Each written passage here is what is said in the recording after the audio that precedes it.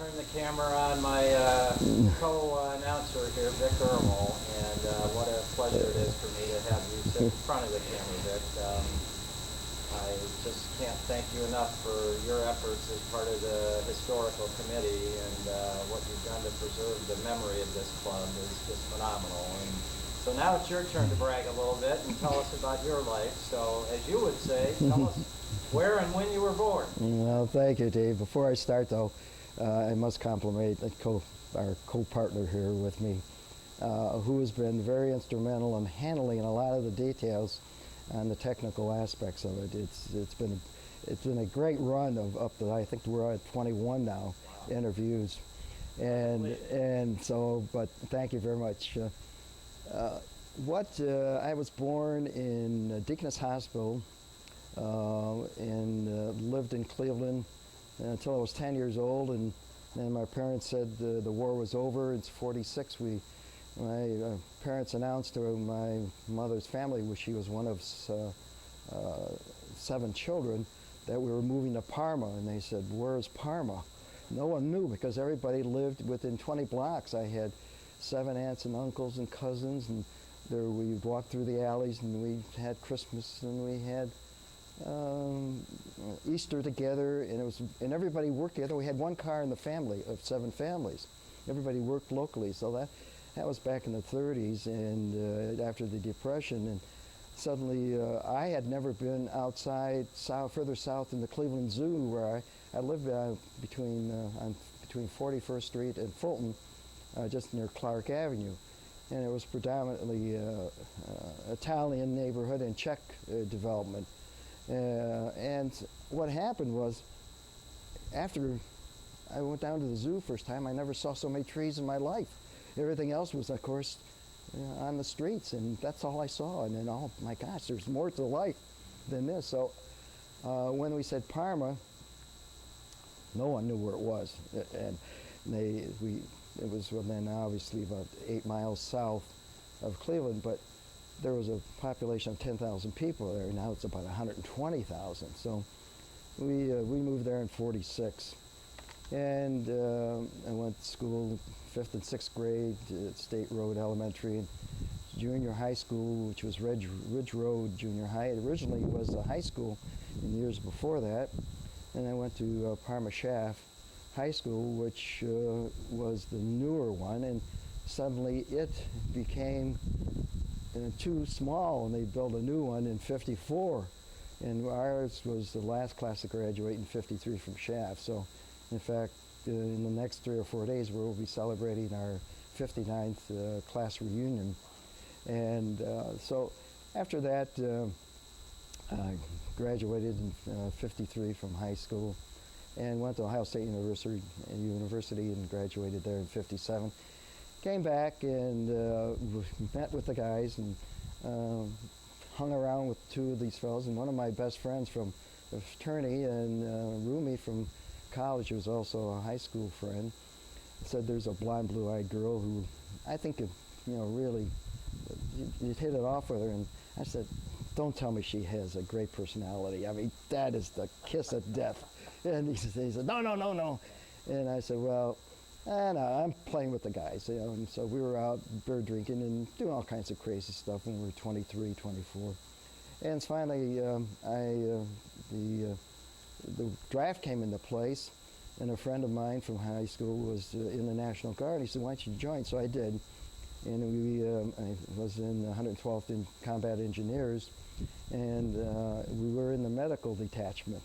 And so I went to basic training at Fort Knox, and then basic training for medical service in Fort Sam Houston, and was in the active service for 6 months, and then came back and spent 10 years in the Guard after that, which was very enjoyable because as an enlisted man I saw a lot that I never knew existed, and I thought, I'm not satisfied with that, so I went back and I went through Officers Training Corps, OCS, got a commission, and still maintain our relationship with 112th Engineers, and wound up to be a captain in the Guard and handling 150 guys in combat construction, which was Our job was to build things and blow them up. That was our two things. And I learned a lot about people during that time because people were coming into service, and I had heard all, and I'd seen a lot as an enlisted man,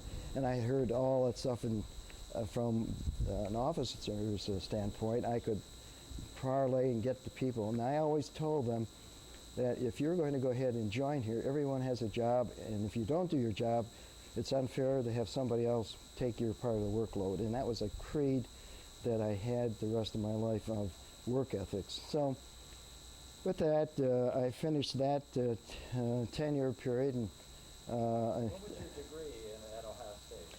My degree was in industrial management and a minor in engineering. I did a lot of engineering mechanical stuff. I had taken about 10 courses in that, which really helped me. Industrial management was because of my background in the city of Cleveland in industry, heavy industry. And it all filled in because when I graduated, I wound up first as working in an accounting department for a company by the name of Standard Products. And it was general accounting. And I thought, this is really boring. And so they said, well, we're going to put you in cost accounting. Well, that was even worse. So I wanted to get into sales. I thought sales, marketing, and manufacturing. But everybody wanted the information on background of sales. So I worked on an inside sales program for Williams and Company, which was a house of metals. They sold all aluminum, steel, copper, brass.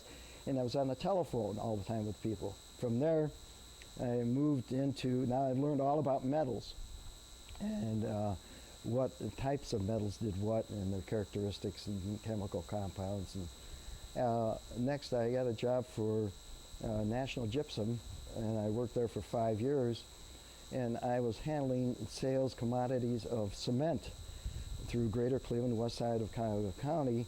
And here I talked from vice presidents of like J&L on projects that they have that we would try to convince to have our cement specification, to walking up on ladders all dressed with a hat and a sport or an overcoat and a suit and getting dirty, and the guys loved it when I came out dirty. But I got to know the workmen using the product as well as the ready-mix people who were big developers. Cleveland Builder Supply, Clifton Concrete were people. And those people, I got to know the presidents and the owners of those people. So I went from the fellows, or from the laborers, mixing the mortar, and I saw this building here being developed and built back in '61. In fact, I sold the cement for Lakewood Country Club, mortar as well as the specification for concrete. So that was an opportunity that was very interesting because of the variance of people that I was in contact, from the direct laborers to presidents of large corporations. And then a president of our class in high school, Carl Niebusch, came to my house and said, Vic, we need somebody, we got a company that's we need somebody to help get this tiger by the tail, and we want you to come in marketing. Well, I said, I didn't know what they were doing in manufacturing, and it was automatic screw machine shops that had about 60 people, and I was going from a big, large corporation, National Gypsum, which I had a fast track, and I had my sight set to be vice president of that company someplace in their corporate headquarters in Detroit. Well, now I'm going to large corporation, to a small one. So I went to a very good friend of mine. His name is Ray Zajac, and he was like a second brother to me. I have one brother, a couple years younger than myself, but Ray was my classmate in high school. And I asked him, you were in a family in business, and that was slitting coil steel and D&B Steel was the name of the company. And I said, this is a small company, and I'm coming from a large corporation, and I know where I'm at, and I think I could make this. What's the advantage or disadvantage? So and this was a family-owned company, and he was a half-brother of one of the owners. So he said, the good part is you will see everything from soup to nuts. I mean, every detail. The bad part, if your father's not president, you're not going anywhere. And I said, oh, okay. Well, I didn't know that. But he said, you'll have a broad experience. So anyway, I decided to go with this company, High Level Screw Products, that we later on, 20 years later, we changed.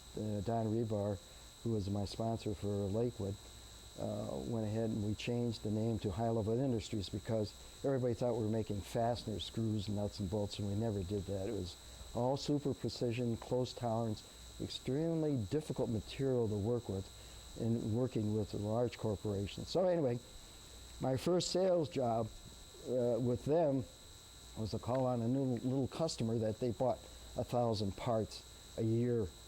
And I went in there, I was so inadequate, unknowing what I was talking about. I went back and I told him, I'm ready to quit. And he said, what are you talking about? I said, I don't know a thing of what I'm talking about. So I said, I am not leaving this office and this plant until I know everything about everything.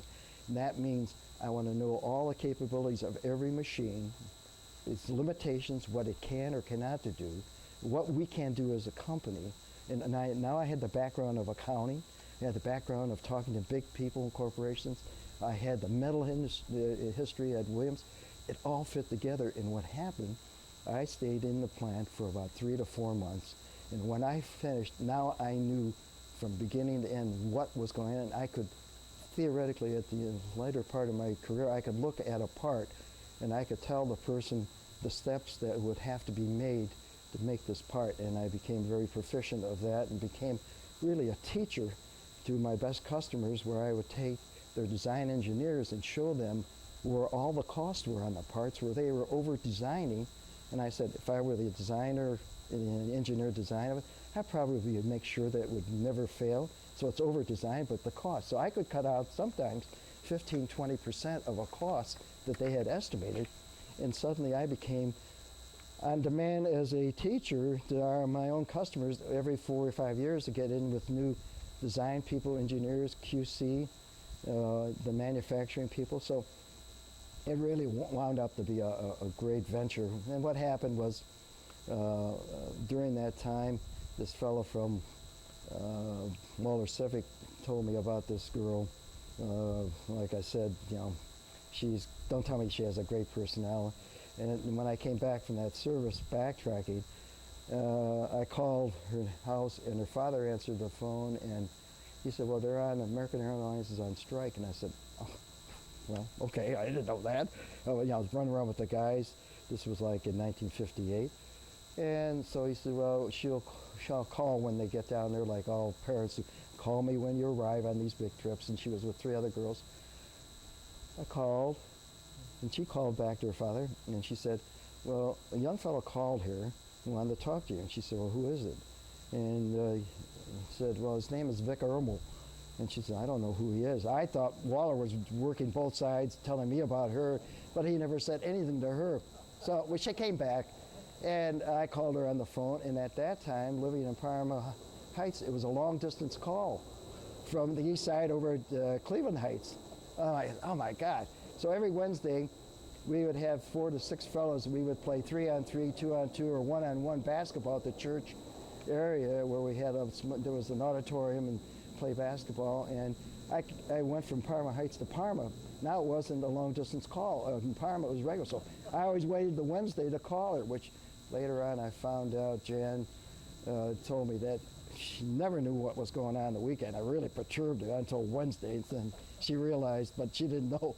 The bill, my father said, what are all these charges here on the telephone, long distance? And I said, oh, okay. Yeah, it's because my dad worked 3 jobs. He came from Russia. His father was a colonel in the Tsar's army. He was a celloist. He was a concert master.